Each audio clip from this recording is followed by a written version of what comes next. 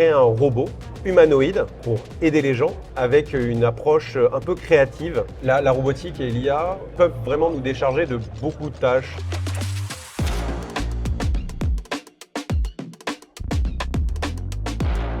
Salut Richard, Salut. merci de venir dans les derniers échanges de Change My Mind. Alors, à titre d'introduction, dis-moi qui tu es et ce que tu fais. Alors, je suis Richard Malter et je suis le directeur de la com et de l'événementiel pour la société Enchanted Tools. Ok, Enchanted Tools, qu'est-ce que c'est? On a vu un robot orange se balader, parler à des gens, c'est quoi?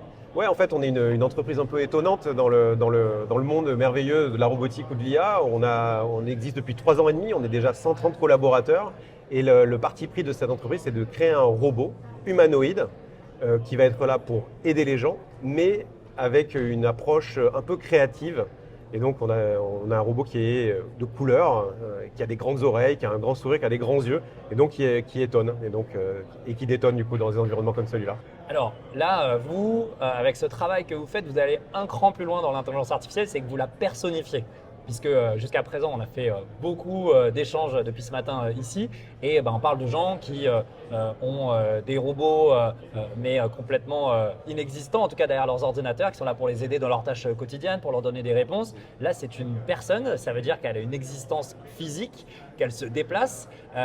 C'est quoi la différence en termes de perception vers où est-ce qu'on va quand on est face à ce genre de machine?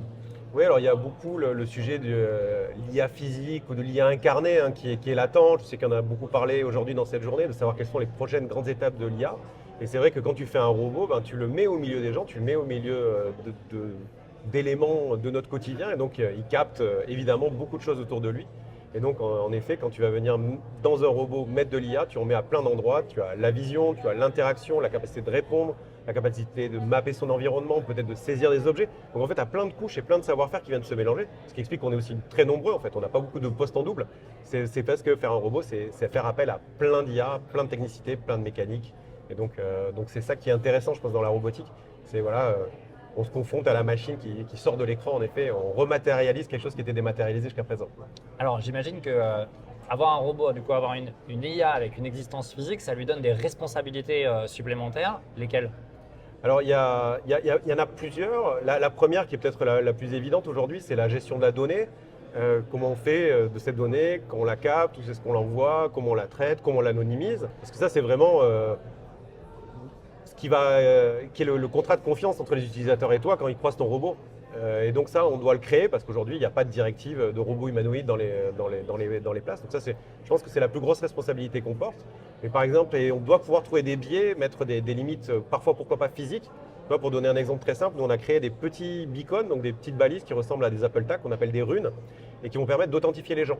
Et donc en fait, une infirmière à l'hôpital, elle va peut-être pas avoir la reconnaissance faciale pour pouvoir donner des ordres au robot, mais avoir ce petit token.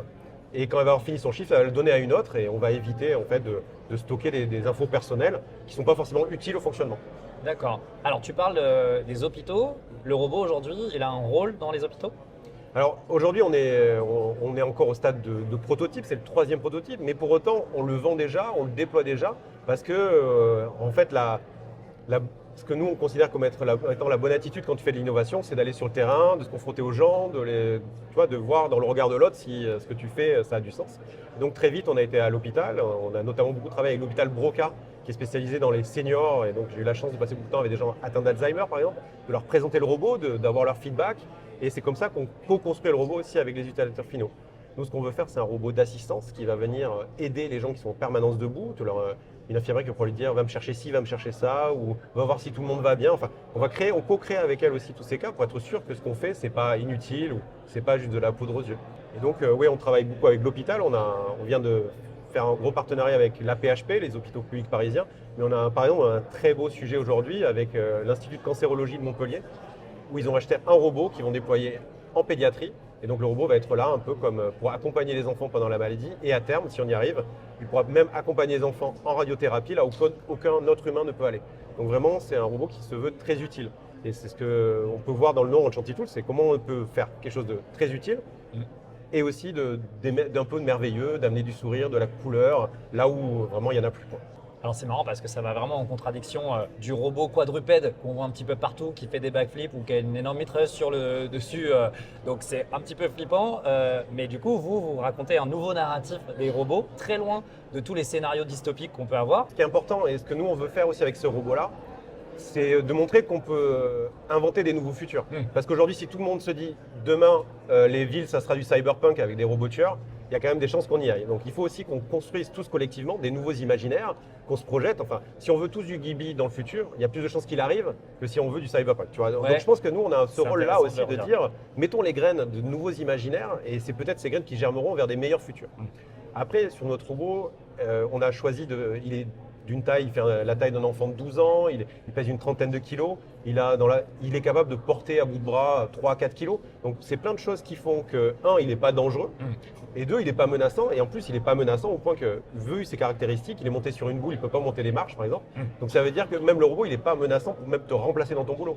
Parce qu'en fait, ce qu'il va faire, c'est qu'il va t'assister, mais il est bien loin d'être l'équivalent, on est loin du fantasme démiurgique de certains Américains. Et du coup, très rapidement sur l'interaction, donc robot bien évidemment, et on est basé sur quel type de technologie et de quoi est capable le robot aujourd'hui en termes d'interaction avec les humains? Alors, pour l'interaction, on a des capteurs, donc on a des caméras, donc le robot est capable de vous voir, de réagir un petit peu à votre comportement. Et après, derrière, on va aller accéder à des LLM. Aujourd'hui, on a fait le choix d'être agnostique des LLM, donc on fait marcher Llama, OpenAI, enfin vraiment Mistral, par exemple. Donc aujourd'hui, c'est vraiment le client final qui pourra intégrer son LLM dans le robot, donc ça lui permet une grande souplesse. Si tu as une grande boîte qui a investi des millions dans un LLM, on ne va pas lui dire « Ah ben non, tu ne peux pas utiliser le robot parce que tu as fait un mauvais choix technologique il y a 2 ans ». Donc ça, c'est ce qu'on veut éviter. Mais en même temps, comme je disais, on travaille beaucoup à mettre un petit prompt tampon qui vient entre le LLM du client final et le robot pour quand même lui garder un peu le storytelling qu'on a mis au cœur de l'expérience de la machine. Alors je vais terminer par une petite question un peu prospective. Est-ce que tu penses que la technologie, et plus particulièrement l'intelligence artificielle, mais du coup toi-même le milieu de la robotique, va sauver le monde? Et tu peux me donner 2 réponses, une réponse très positive et puis une réponse aussi avec un petit peu de warning dedans ou de dire attention à ces limites-là. La robotique et l'IA, elles peuvent vraiment nous décharger de beaucoup de tâches réparbatives, pénibles. Elles peuvent probablement bien améliorer notre quotidien.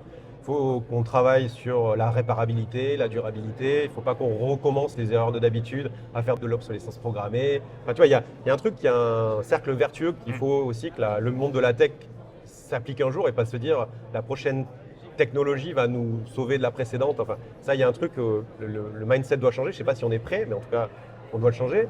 Et après, dans les warnings, il y a ce que je disais, bon, évidemment, les considérations écologiques, les considérations géopolitiques et bien sûr la gestion de la donnée. Aujourd'hui, on a besoin de plus de clarté sur qu'est-ce que fait la donnée, les conditions. Enfin, voilà, ça, je pense qu'encore, ça reste une black box qu'il va falloir apprendre à ouvrir ou au moins à entrouvrir pour laisser le choix aux utilisateurs finaux. Merci Richard pour ce débat hyper intéressant et puis finalement on est plutôt rassuré avec ce petit robot, on a envie de lui parler. Merci beaucoup. Ciao, bonne journée.